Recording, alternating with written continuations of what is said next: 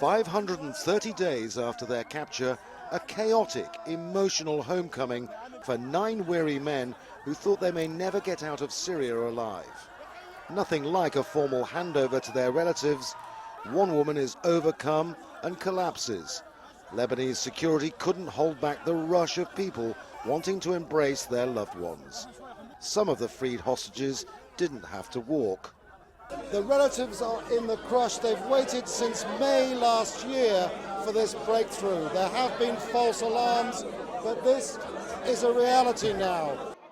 This woman with a bunch of red roses searches for her father in the confusion, but he's outside on the shoulders of his son and another family member, addressing the crowds, saying they had been on a religious visit to a Shia shrine in Iran, and that had protected their lives.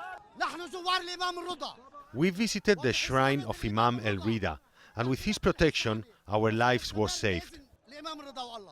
Another freed hostage tried to describe his sense of relief. I thank God because I felt that I would never see my family again in my life, particularly in recent weeks when there were raging battles taking place around us. In the beginning, they treated us well, but then it was really bad.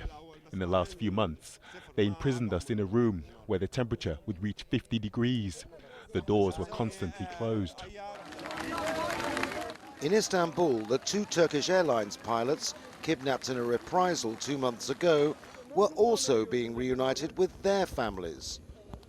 No chaotic scenes here, but plenty of emotion and gratitude for the intense negotiations brokered by Qatar, which enabled their release.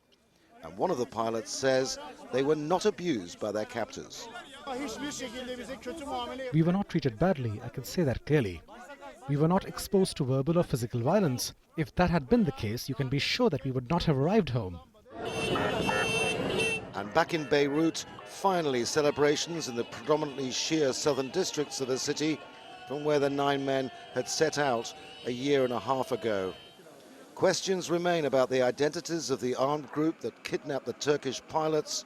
Also, there's uncertainty about how, if or when Assad's regime is releasing women prisoners, the demand made by opposition fighters who had held the Lebanese. Andrew Simmons, Al Jazeera, Beirut.